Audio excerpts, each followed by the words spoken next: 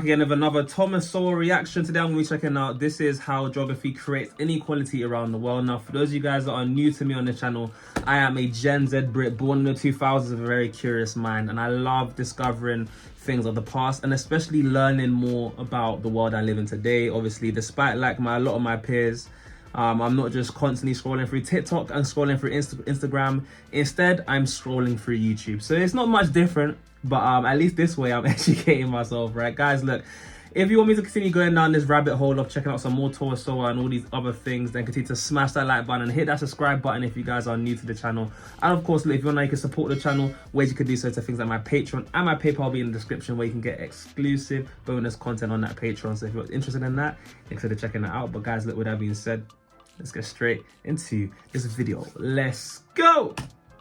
That was loud. The difference between seeing economic disparities as due to differences in the production of wealth and seeing those disparities as due to the transfer of wealth from some people to other people is fundamental. Wait. Let me try to understand that difference between. Okay, so you're just saying the differences are really important to some people. Explain that. Or is important in general. Well, I think And he's going to explain anyway. It's fundamental. Explain that.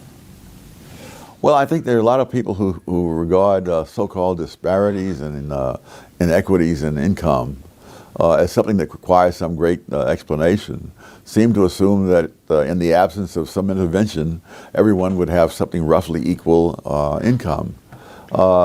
Virtually everything that goes into the production of income varies enormously between groups, between nations, between people on the flatlands and the people in the mountains. Right. You name it, it varies. It varies. And I take it, correct me if I'm wrong about this, but as I was reading this, I take it as one of the principal efforts of this book to correct the thinking of Americans who have grown up, most of us, in conditions that by the standards of human history and by the standards of many other places on the globe today would be conditions of almost staggering wealth. Yes. Even poor people in this country have smartphones, televisions, cars, and so forth. Right.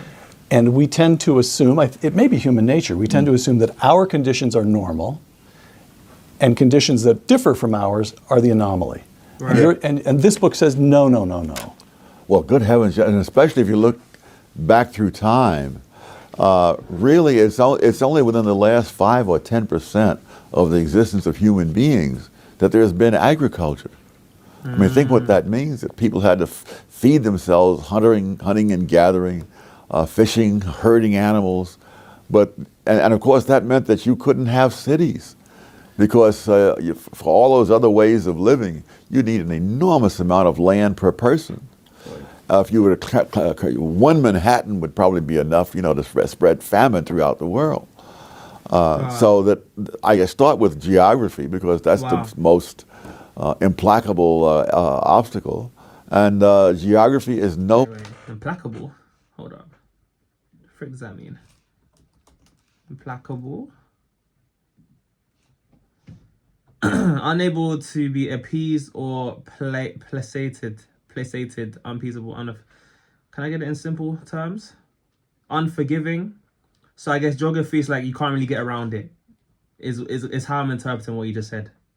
Let me know if I'm wrong, guys. I'm probably wrong. Implacable obstacle. And geography is anywhere close to being normal. For example, just geographic phenomena. In the great majority of all the tornadoes in the entire world occur in the middle of the United States. You don't hear about tornadoes in London or Paris or Beijing. Hey, that's facts though. I've never heard of a tornado in the UK. I haven't been to Beijing, but I can probably attest that he's probably saying the truth there. And I'd be hearing about tornadoes all the time in the US. Actually, I went to the US like not too long ago, filming a documentary. And we did a video with the Cartier family, right? And me and my sister. And funnily enough, on the way, so as Cartier family, we're going to go back to where they lived, their state. A tornado was blocking them, or it was something that was blocking them, some natural disaster that was blocking them from being able to get home on a day they were supposed to go. So then, like that, just hearing that in itself from a like UK perspective, like that's unheard of. Like you don't get tornadoes. The most you'll get here is probably like a flood. But I digress. Great majority of all the tornadoes in the entire world occur in the middle of the United States. You don't hear about tornadoes in London or Paris or Beijing. And you don't hear about them in New York or San Francisco, for that matter. That just in one little place in the world, all the conditions are there for a tornado alley. And it's true with so many other things. Nothing is evenly spread out. There are rivers on every continent, but the rivers aren't the same. Let me add, I was especially struck. Let me give you this. Here's a quotation from the book. Western Europe's rivers often lead out into open seas, providing access to seaports around the world. But most rivers in Eastern and Southern Europe are quite different. Yes. What's the difference, and what bearing is that had on economic development? Well, the rivers in Eastern Europe tend to flow into lakes and inland seas. And so when you get to the end of the Danube or the Don, you are not out in the open ocean. You're in the Black Sea or the Caspian. That's right. And then if you want to get to the Atlantic, you have to go to the entire length of the Mediterranean to get out there. The rivers in Russia, most of those empty into the Arctic Ocean, which is not quite as convenient as the Atlantic or the Pacific. And what that means is that you can't have the commerce, you can't have industry and whatnot to the same extent that you have. More importantly, you're not connected with the rest of the human race to the same extent. And one of the major findings throughout the book is that isolation almost invariably means poverty and backwardness. In the mountains? Yes. If you live in Eastern Europe or Russia and you're cut off from the rest of the world, isolation leads, in fact, well, we'll get to this in a moment, but it seems even to have an effect on cognitive ability, prolonged isolation. Wow. Oh, sure.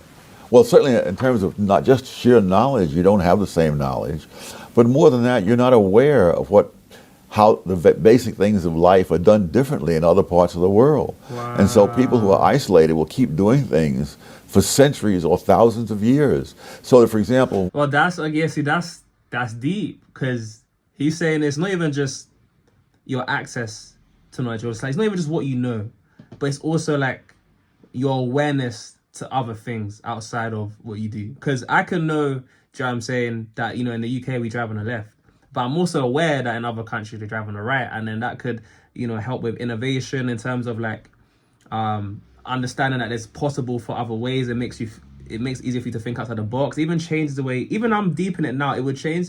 Just having awareness of some things makes me process the things that I do know a lot differently, even, which can be very beneficial in certain cases, especially with like people that are in indigenous places or the places that are isolated.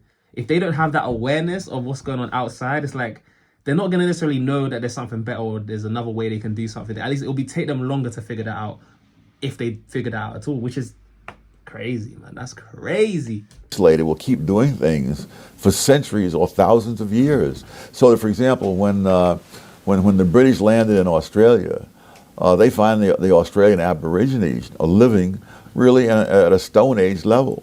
Similarly, when people from Europe came to the Canary Islands, the same thing. They had no idea of iron.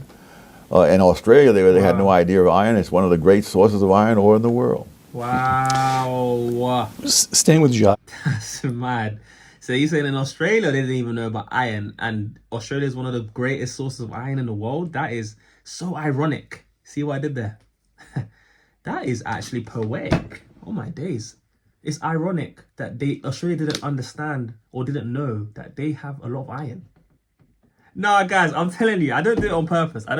Sometimes these things just come to me. Like, maybe it's because I'm listening to Thomas Sowell, but like, that is, give me a like for that, man. That was a good one. One of the great sources of iron ore in the world. Staying with geography for a moment, again, one of the themes that seems to me to run through the book is this question of your resistance to notions of, to attempting to impose notions of morality on economic conditions. So, for example, with geography, Some people happen to be born in Western Europe where the rivers lead to the sea, and some people happen to be born in Russia where some rivers lead to the frozen Arctic and some rivers lead to the Black Sea. And it's nobody's fault. Yes. It's luck.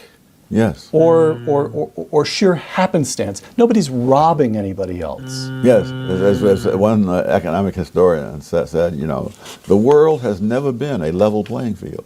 Hey, that's facts though, because I feel like, you know, seeing me, the more I'm realizing things, I feel like people who tend to like talk about how things are in like there's injustice in a lot of these areas, or things should be like this, or, you know, why do people get certain treatment and some others don't? I think, I mean, from what he's saying as well, like, you know, they forget to realize that the reality of life is that life isn't fair, and not everyone is going to have the same playing field. So some people are just going to happen to be at a certain disadvantage than others. Now, it doesn't necessarily mean all the time that because of that disadvantage that you're not going to be able to do certain things. But within those disadvantages and advantages people have, it gives some people certain leverage, and it gives certain people certain perspectives that allow them to innovate into a world that is constantly growing. What I'm trying to say is, yes, the world is unfair, and like Thomas is saying here, just the geography alone, it makes things different. Like geography alone, even let's forget about morality, forget about all those other things. The geography alone is going to impact your a country or certain individual's ability to grow economically. You guys let me know if what you thought about the video and what I had to say. But this was so interesting. Like, again, Thomas Sowell is a really good thinker. Like, he's a mad thinker. Like, I really admire the way he like opens my eyes, especially to a lot of a different perspective. And I think a lot of what he's saying makes a lot of sense, and he's very articulate. Like, he's very good at being able to explain these things. And I want to see some more Thomas Sowell, man. Let me know some other things you guys want me to check out. But yeah, this has been I thoroughly enjoyed checking out what you have to say about this kind of stuff. But yeah, guys, look, I've been your boy JayFlex. Oh no, for you guys missed this point, comment on blue hearts. I know who my real ones are, who didn't just click off the video as soon as it ended. And I love what you guys are making to this point. You guys know the drill. But look, as always, I've been your boy JayFlex. This has been How Geography Creates Inequality Around the World by Thomas Sowell. And for those of you guys who made it to this point, have been absolutely wonderful. And I'll see you guys in the next one. Peace.